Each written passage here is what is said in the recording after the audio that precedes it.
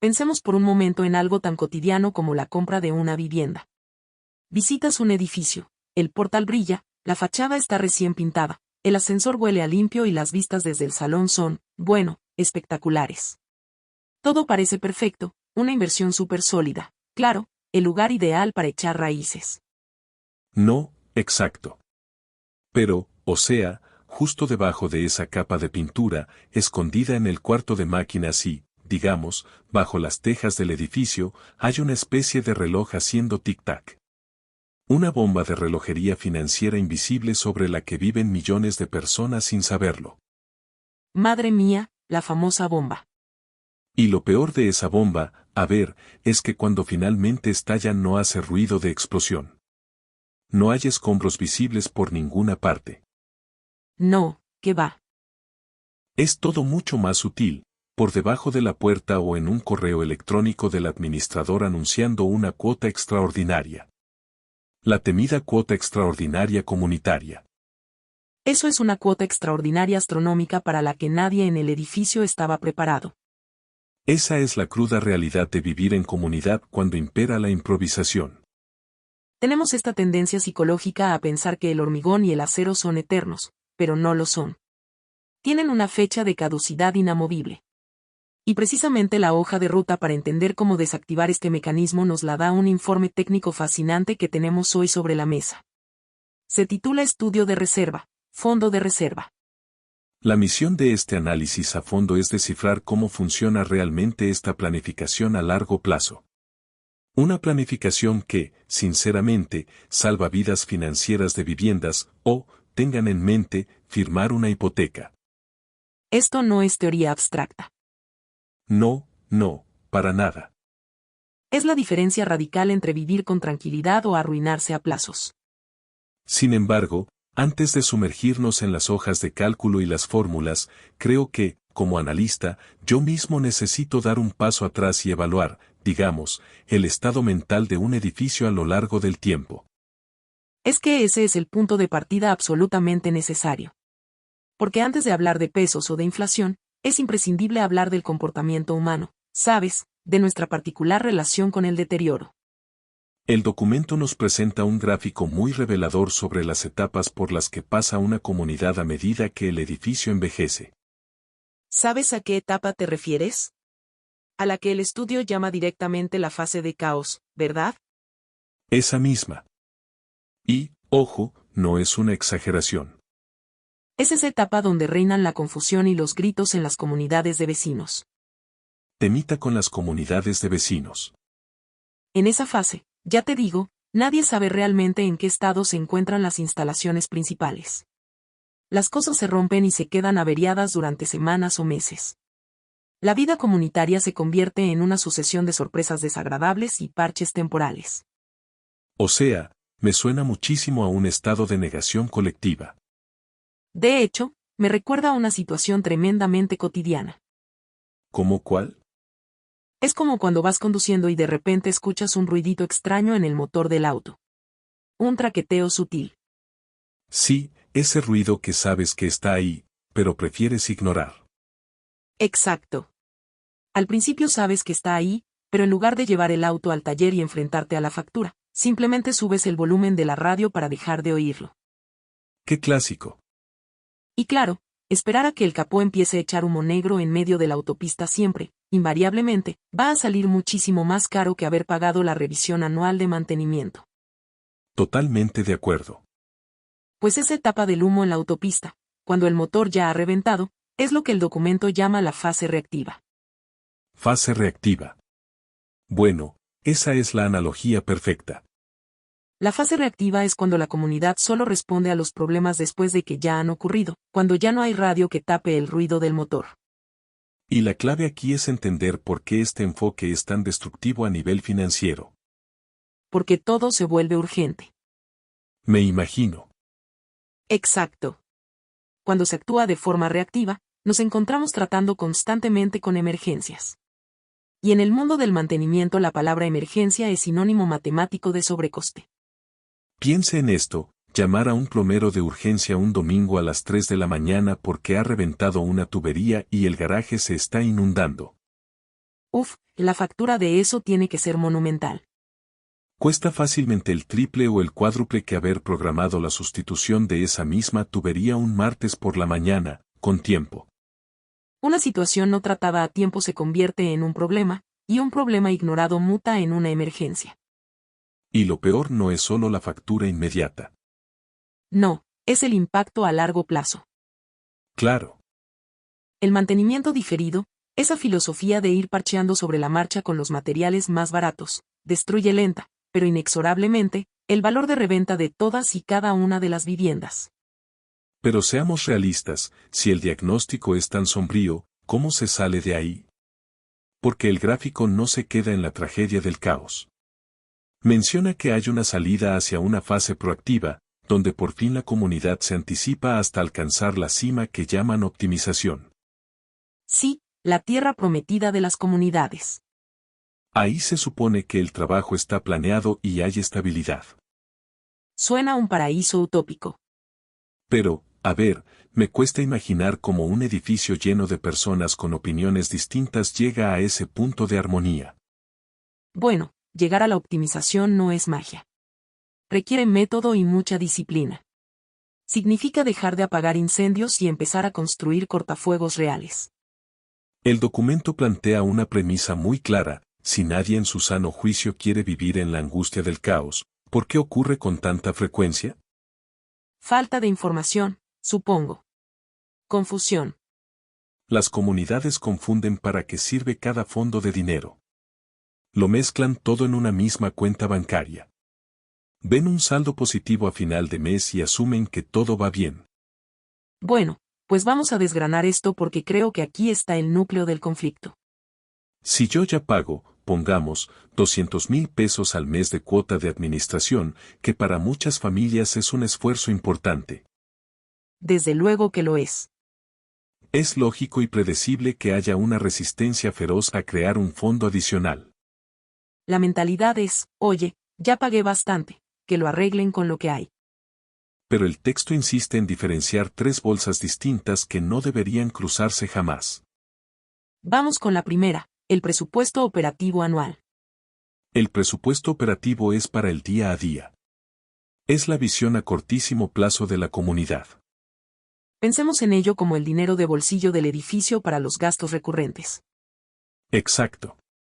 Sirve para pagar la factura de la luz de los pasillos, el salario del todero, los productos de limpieza o el jardinero.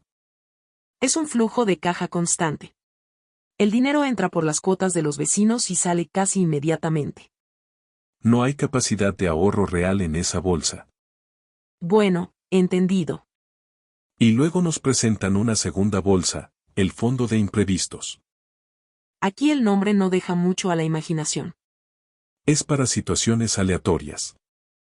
De hecho, me llamó la atención un dato muy específico. El documento señala que la legislación colombiana exige que este fondo sea de al menos el 1% del presupuesto anual. Sí, es un porcentaje destinado a contingencias reales. O sea, un rayo que cae y funde un cuadro eléctrico o una rotura súbita por un temporal histórico que nadie podría haber anticipado. Exactamente. Eventos estadísticamente impredecibles. Pero aquí es donde entra la tercera bolsa, que es el eje central de nuestro análisis, el fondo de reserva. Y la confusión universal radica en que muchas personas, y muchos administradores, creen que un tejado que ha llegado al final de sus 20 años de vida útil es un imprevisto. Como si fuera una sorpresa. Pero si lo piensas fríamente, no lo es. Que el motor de un ascensor necesite ser reemplazado después de 15 años de subir y bajar a diario no es una sorpresa caída del cielo. Es una certeza matemática, física y mecánica. Totalmente. El fondo de reserva es una herramienta de planificación diseñada específicamente para reemplazar estos componentes costosos: piscinas, impermeabilización de fachadas o los propios ascensores. Este fondo no es para emergencias. Es para realidades diferidas en el tiempo. Pero espera, eso cambia la perspectiva por completo. Claro. ¿Estás diciendo que tratar un tejado viejo que empieza a tener goteras como si fuera un imprevisto o simple mala suerte es, fundamentalmente, un error de cálculo monumental?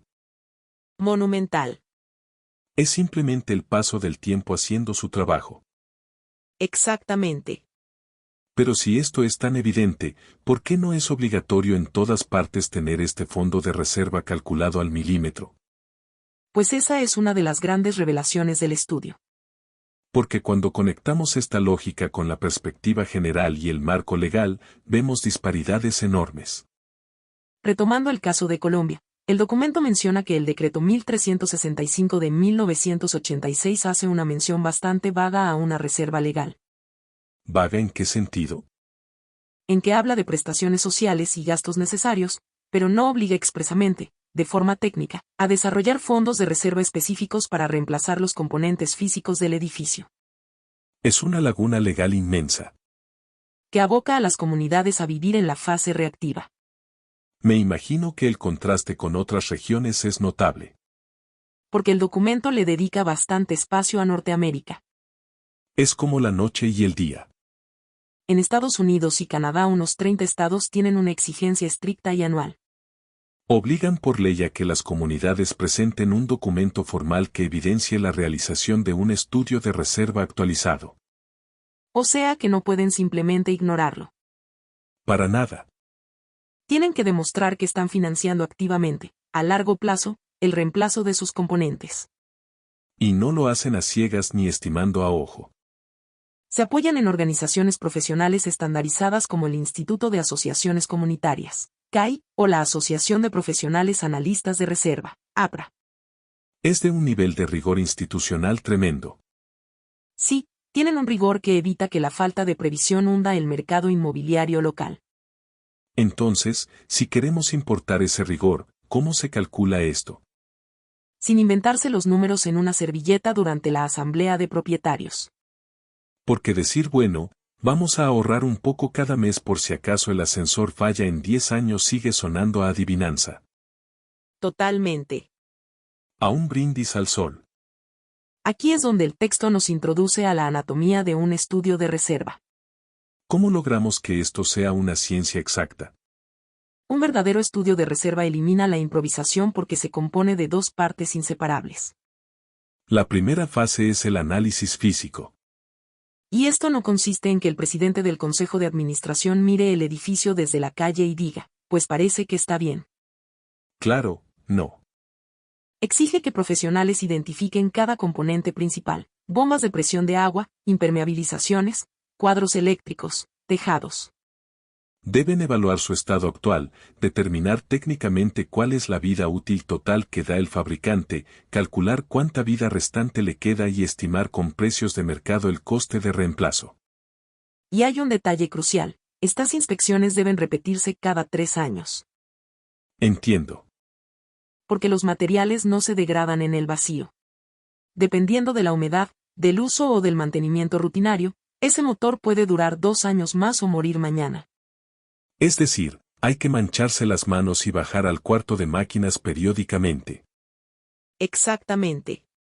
Una vez que tienes esa radiografía física clara, pasas a la segunda fase, el análisis financiero. Si ya sabemos que el ascensor morirá irreversiblemente en 5 años y que cambiarlo costará una pequeña fortuna, hay que establecer un plan plurianual. Una hoja de ruta. Eso es, trazar una hoja de ruta matemática para recaudar esos fondos de manera progresiva y equitativa y decidir cómo se irá ejecutando el gasto. O sea que, básicamente, es hacerle un chequeo médico completo y riguroso al edificio para saber qué órganos le van a fallar con la edad. Y combinarlo inmediatamente con un plan de pensiones privado diseñado a medida para una estructura de hormigón. Si no aportas mes a mes a ese plan de pensiones, el edificio llega a la vejez en la indigencia absoluta. Me encanta esa analogía del plan de pensiones. Porque captura el riesgo real. Y además me permite entrar en un detalle técnico fascinante del documento. Este análisis financiero no es hacer una bolsa de cerdito y meter billetes debajo del colchón. Ya. La inflación se lo comería. Justo. El estudio recalca que el fondo debe ajustarse cada año para incorporar el impacto de la inflación y calcular también los intereses compuestos que ese dinero puede generar. Claro, tener 100 millones de pesos parados es un error estratégico muy grave. El texto sugiere utilizar vehículos de inversión a largo plazo y de bajo riesgo, como los certificados de depósito a término, lo que conocemos como depósitos a plazo fijo. Suena impecable sobre el papel. Pero, a ver, la teoría suele ser muy elegante hasta que toca rascarse el bolsillo de verdad. Ahí duele más. Claro. Necesito que aterricemos todo esto con números reales. Porque el documento hace muchísimo hincapié en un concepto que llama la equidad entre los propietarios. Y para entender esa equidad introduce lo que parece ser la fórmula maestra de todo este sistema, el saldo financiado completo, SFC. El saldo financiado completo, también llamado saldo deseado, es la piedra angular de esta metodología. En términos sencillos, el SFC es la medida económica del desgaste que ya ha sufrido un componente hasta el día de hoy. O sea, lo que deberías tener ahorrado sí o sí. Te dice cuál es el dinero lo más aproximado posible que debería haber en la cuenta bancaria en este preciso instante. Para compensar el uso que los vecinos ya le han dado a las instalaciones. A ver, acompáñame con los números porque no quiero perderme en la abstracción. Aquí es donde la cosa se pone súper interesante. El documento plantea un caso práctico muy claro con el tejado de un edificio.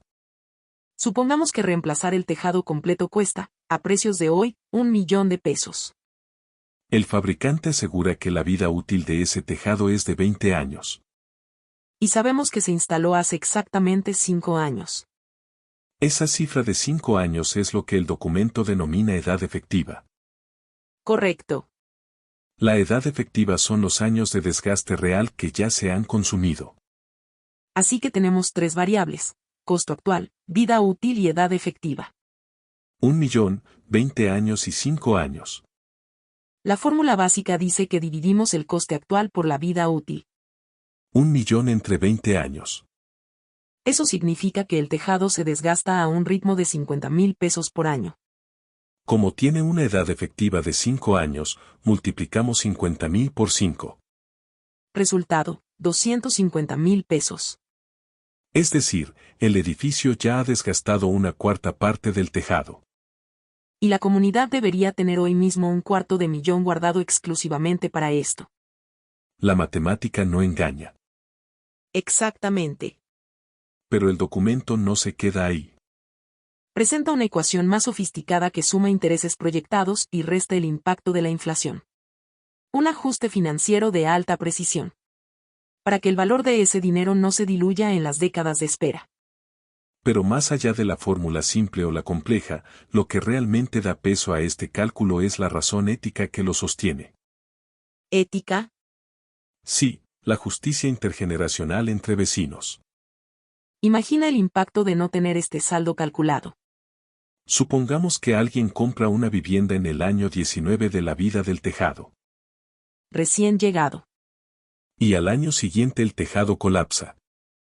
Si no hay fondo de reserva, el nuevo comprador tendrá que pagar una cuota extraordinaria brutal. Estará pagando por un tejado que no ha usado. Exactamente. Estará pagando de su bolsillo el desgaste de 20 años que generó el propietario anterior. El saldo financiado completo garantiza la equidad.